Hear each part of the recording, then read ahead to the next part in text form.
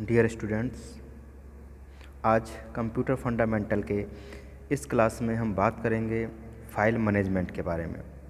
जो हम files save करते हैं अपनी कंप्यूटर सिस्टम में, फ़ाइल कोई भी हो सकती है, टेक्स्ट फाइल हो, ग्राफिक फ़ाइल हो, वीडियो फाइल हो, ऑडियो फाइल हो, जैसे गाने सेव कर रहे हैं, कोई वीडियो सेव कर रहे हैं, कोई अपना लिखित मटेरियल सेव कर रहे हैं। इन सब को कैसे मैनेज करते हैं, कैसे ये सेव होती हैं, कैसे एक्सेस करते हैं और कंप्यूटर के अंदर कैसे मैनेज किया जाता है, इसके बारे में आज हम डिटेल्ड डिस्कशन करेंगे। सबसे पहले ये जानेंगे फाइल मैनेजमेंट होता क्या है। It becomes essential to store information for long term so that it can be accessed at any time। File management की ज़रूरत हमें इसलिए पड़ती है कि जो हमारी फाइल्स हैं, ठीक है, फाइल्स में हमारे फाइल कुछ भी हो सकती हैं, चाहे डेटा हो, डेटा फाइल्स में डेटा ही होता है, डेटा टेक्स्ट में भी हो सकता है, ऑडियो वीडियो ग्राफिक किसी फॉर्म में भी डेटा हमारा हो सकता है और किसी, तो ये हमारी फाइल बनती हैं। तो ठीक है, इन फाइलों को लंबे समय तक स्टोर करने के लिए, अपनी इन्फॉर्मेशन को लंबे समय तक स्टोर करने के लिए और जब ज़रूरत पड़े तब एक्सेस करने के लिए फाइल मैनेजमेंट हमारा यूज होता है, या फाइल मैनेजमेंट का कॉन्सेप्ट यहाँ पर यूज़ होता है। It is also essential to make data shareable among various processes. ठीक है, जो फाइल मैनेजमेंट है ये इसलिए भी ज़रूरी है कि वेरियस प्रोसेसेस में डेटा को शेयर करना फाइल के थ्रू ही होता है, यानी फाइल के थ्रू ही हम वेरियस जो प्रोसेसेस हैं उनमें डेटा को शेयर करते हैं। This information can be huge in size and therefore must be accommodate on the appropriate storage device. और जो हमारी इंफॉर्मेशन है, जिसे हम डेटा कहते हैं, वो साइज़ में बहुत ह्यूज मतलब ज़्यादा अत्यधिक हो सकता है, इसलिए must be accommodate on the appropriate storage device, इसलिए उसे एक एप्रोप्रिएट स्टोरेज डिवाइस में स्टोर करना पड़ता है या स्टोर किया जाता है, जिससे कि उसे आसानी से मैनेज किया जा सके। ठीक है, फाइल समझ गए होंगे आप क्या। अब सबसे पहले जानेंगे फाइल क्या होती है। A file is sequence of logical record. ठीक है, किसी भी रिकॉर्ड का सीक्वेंस जो है, ठीक है, लॉजिकल रिकॉर्ड का जो सीक्वेंस होता है वो फाइल कहलाता है। ठीक है, जैसे आप नॉर्मल फाइल ले लीजिए, आपने, अगर हम बीएससी की बात करें, बीकॉम के किसी भी पार्ट की बात करें, जब हम सेमिनार करते हैं या फिर कोई प्रेजेंटेशन देते हैं या फिर कोई प्रोजेक्ट बनाते हैं या आप कोई भी फाइल आपकी क्लास में बनाई, तो उसका एक सीक्वेंस होता है कि सबसे पहले ये पेज, उसके बाद ये पेज, इसके बाद ये पेज, इस तरीके से अरेंज करते हैं। ऐसे ही कंप्यूटर सिस्टम में एक लॉजिकल रिकॉर्ड्स का सीक्वेंस होता है, उसके अकॉर्डिंग फाइल हमारी स्ट्रक्चर्ड होती है। ठीक है, that is a sequence of bits and byte. और जो सीक्वेंस होता है वो बिट्स और बाइट का होता है। पहले जब अगर फाइल छोटी हो तो बिट्स में आएगी, बाइट में आएगी, फिर KB, MB, GB, इस तरीके से वो सीक्वेंस के अकॉर्डिंग फाइल हमारी अरेंज होती है। ठीक है, file attributes. A file has various attribute like name. File के अपने एट्रीब्यूट्स होते हैं। एट्रीब्यूट्स मतलब जिसके आधार पर हम डिफ्रेंशिएट करते हैं और फाइल्स के, ठीक है, जैसे हम लोग हैं, मान लीजिए हम ही एक फाइल है, तो हम कैसे डिफ्रेंशिएट होंगे, अपने नाम के अकॉर्डिंग, अपने टाइप के अकॉर्डिंग, अपने एड्रेस के अकॉर्डिंग। ठीक है, इस तरीके से डिफ्रेंशिएट होते हैं। इसी तरीके से फाइल को डिफ्रेंशिएट करने के लिए एट्रीब्यूट्स का यूज़ करते हैं। जो a file has various attributes, file के वेरियस एट्रीब्यूट्स होते हैं, जैसे कि फाइल का नाम है, फाइल नेम, फाइल का टाइप है, किस टाइप की फाइल है, ऑडियो है, वीडियो है, टेक्स्ट है, ग्राफिक है, एनिमेशन है। ठीक है, किस तरीके की फाइल है ये भी देखना। लोकेशन, यानी फाइल कहाँ पर स्टोर्ड है, कहाँ से आई है फाइल। साइज क्या है फाइल का, प्रोटेक्शन क्या है फाइल का। Time and data of creation, कब क्रिएट हुई है file, time and date of creation, कब फाइल क्रिएट हुई है हमारी। एंड यूज़र इन्फॉर्मेशन, ठीक है, किसके द्वारा क्रिएट हुई है, कौन से यूज़र में ये सेव, यूज़र की डायरेक्टरी में ये सेव है। तो ये सारे कुछ एट्रीब्यूट्स होते हैं किसी भी फाइल के बारे में। Okay,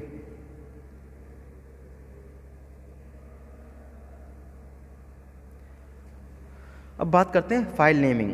file naming is equal to file name plus file extension. File का जब हम नाम देते हैं तो दो चीज़ आपने देखी होंगी हमेशा, जब भी कंप्यूटर में हो चाहे मोबाइल में हो, अक्सर अगर हम फाइल का नाम देखेंगे उसके आगे एक फाइल का नाम जो आप प्रोवाइड करते हैं वो होगा, और प्लस फाइल एक्सटेंशन, यानी किस टाइप की फाइल है फाइल एक्सटेंशन। एग्जाम्पल में मान लीजिए स्टूडेंट टाइप की फाइल है और डॉट डॉक, डॉक क्या है इसका एक्सटेंशन, यानी ये जो डॉक है ये डिफाइन कर रहा है डॉक फॉर डॉक्यूमेंट, ये डिफाइन कर रहा है जो स्टूडेंट नाम की फ़ाइल है वो डॉक्यूमेंट टाइप की है, उसमें कोई ऑडियो या वीडियो फाइल नहीं है। वो जैसे गाने हैं, ऑडियो गाने आपने देखा हो MP3, आपने सुना होगा MP3 होते हैं वो, ठीक है, .mp3 ऑडियो गाने के पीछे .mp3 लगा होता है, यानी कि ये केवल ऑडियो है। MP3 से हम पहचान कर लेंगे कि ये जो सॉन्ग्स हैं या जो भी हमारे पास ये फाइल है वो केवल ऑडियो फाइल है, ठीक है, वो केवल ऑडियो फाइल है, वीडियो फाइल नहीं है। वीडियो फाइल होगी तो MP4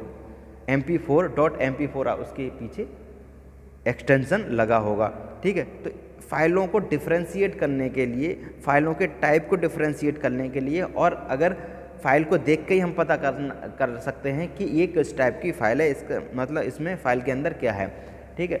डॉक्यूमेंट टाइप की है, MP3 है, MP4 है, JPG है, यानी कोई पिक्चर होगी, इमेज होगी तो वो JPG होगी, और कोई ग्राफिक होगा वो GIF होगा, ठीक है, इस तरीके का होगा। कोई एनिमेशन होगा वो भी GIF होगा। इस तरीके से कोई टेक्स्ट फाइल होगी वो TXT होगी।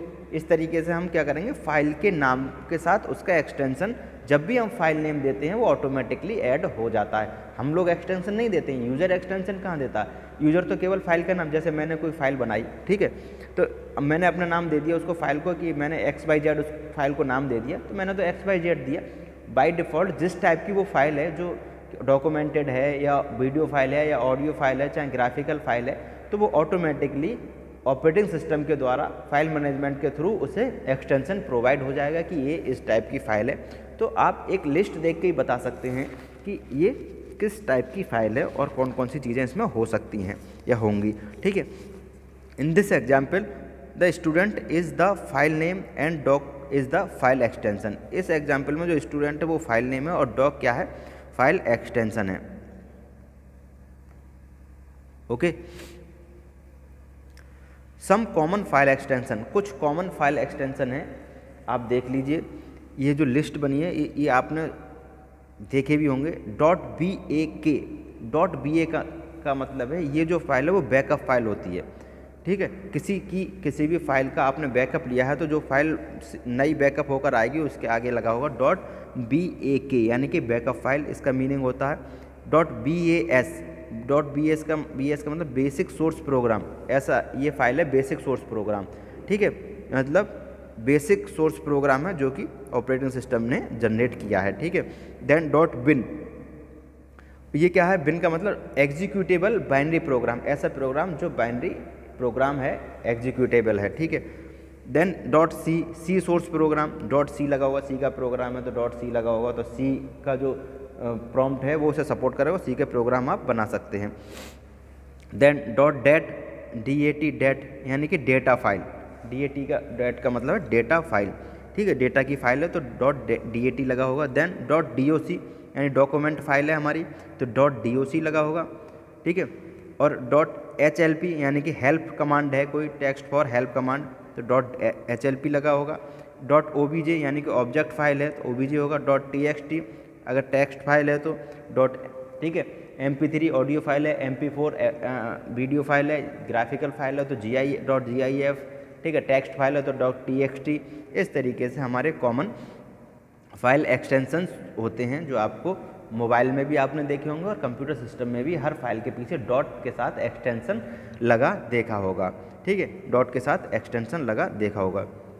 फाइल एट्रीब्यूट्स की बात करें तो file has name and data, file के पास नाम होता है और डेटा होता है। Other than this it is contain information like date and time of creation, files current size with a file, these are known as attribute.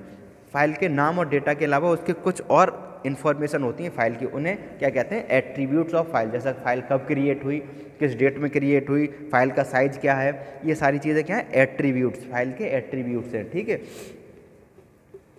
File के attributes हैं ये।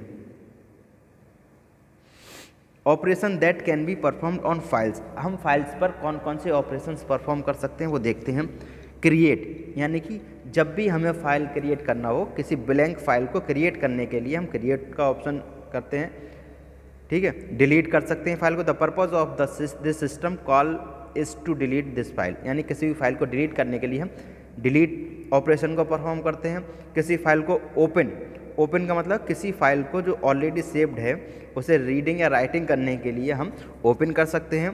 क्लोज, जब फाइल ऑलरेडी कोई ओपन फाइल है उसे close करने के लिए हम क्लोज ऑपरेशन का यूज़ करते हैं। देन रीड, जब फाइल हमें केवल रीड करनी हो तो रीड का ऑप्शन, राइट करनी हो तो राइट का ऑप्शन यूज़ करते हैं। And append, to add some data to the end of the file, यानी फाइल के एंड में कुछ डेटा को ऐड करने के लिए अपेंड का यूज़ करते हैं। एंड रीनेम, किसी भी फाइल को रीनेम करने के लिए, उसका नाम चेंज करने के लिए हम रीनेम ऑपरेशन का यूज़ करते हैं। नोट, एक बात ध्यान रखनी है, तो ये मैंने यहाँ नोट लिखा है, a file can be made read only hidden comma system file and so on by setting its read only flag to one. इसकी सेटिंग में रीड ओनली फ्लैग को बंद करने के लिए, या मतलब सेटिंग में जाकर हम फाइल को हिडन सिस्टम फाइल और कुछ भी बना सकते हैं। It is hidden flag to 0, it's system flag to 1 is so on. इस तरीके से हम हिडन फ्लैग 0 कर सकते हैं, सिस्टम फ्लैग 0 1 कर सकते हैं, हिडन फ्लैग 1 कर सकते हैं। तो हमारी फाइल को हम और परमिशंस प्रोवाइड करा सकते हैं। ठीक है, अब फाइल एक्सेस मेथड, फाइल को कैसे हम एक्सेस करेंगे वो उन मेथड्स की बात करते हैं।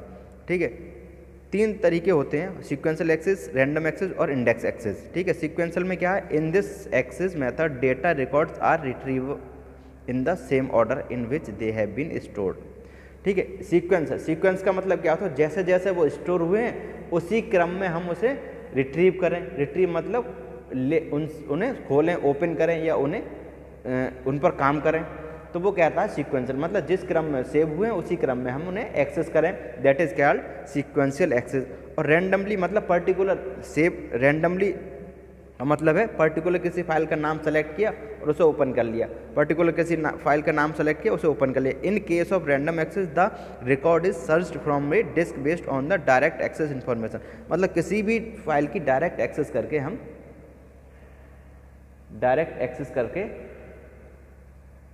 हम उसे एक्सेस कर सकते हैं।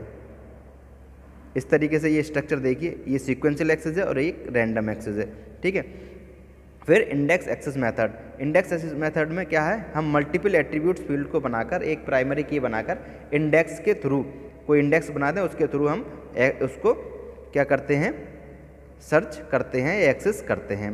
तो स्टूडेंट्स आज के वीडियो लेक्चर में इतना ही, कल नेक्स्ट टॉपिक के बारे में बात करेंगे। Okay, thank you.